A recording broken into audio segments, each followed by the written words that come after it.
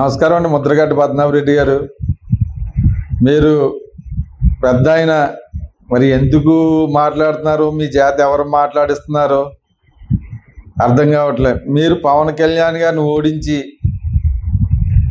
తీరుతానని, ఆయన ఓడిపోకపోతే పేరు మార్చుకుంటానని, నేను కాపుని కాదు రెడ్డిగా మారిపోతానని ఆ రోజు మీరు పేరు మార్చుకున్న తర్వాత మీరు కాపుల గురించి మాట్లాడే అర్హత కోల్పోయారు.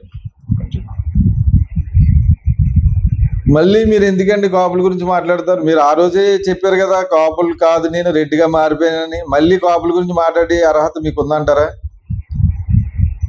అంబటి రాంబాబు నోటికొచ్చి మాట్లాడతాడు, అమ్మ అని తిడతాడు, ఆడికి సపోర్ట్ చేస్తా కాపు. ఆడి బూతులు తిట్టడం కరెక్ట్ కాదంటలే మీరు. ఆడి బూతులు తిట్టాడని అరెస్ట్ చేస్తే దానికి సపోర్ట్ చేసి ఇది కాపు జాతిని తిట్టినట్టు అని ఫీల్ అయిపోతుంది. ఏంటంటే పద్మనాభరెడ్డి గారు, మీరు ఇలా కులాల మధ్య చిచ్చులు పెట్టాలని ఎందుకు ఆలోచిస్తున్నారు? మీరంటే కాపు ఉద్యమం నాయకుడిగా మరి కాపులను వాడుకున్నారు. మీరు జగన్మోహన్ రెడ్డి ఏం చెప్తే అది చేస్తారు.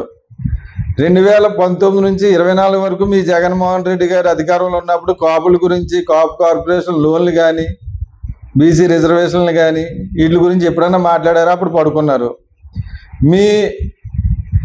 మీ నియోజకవర్గం వచ్చి కాపుల్ని బీసీలో చేయలేనని చెప్పిన జగన్మోహన్ రెడ్డి గారికే సపోర్ట్ చేస్తున్నారు. మళ్ళీ చంద్రబాబు నాయుడు గారు ఎప్పుడు సీఎం అయితే అప్పుడు కాపు జాతిని మీకు గుర్తుకొస్తుంది. పద్మనాభరెడ్డి గారు, దయచేసి మీకు వయసు పెరిగింది, మనవలతో ఆడుకోండి.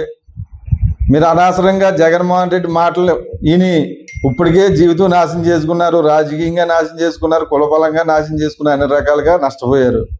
అనవసరమైన కాంట్రవర్సీలు లేపితే కాపు జాతి సహించదని ముద్రగడ్డ పద్మనాభం రెడ్డి గారికి చెప్తున్నాను.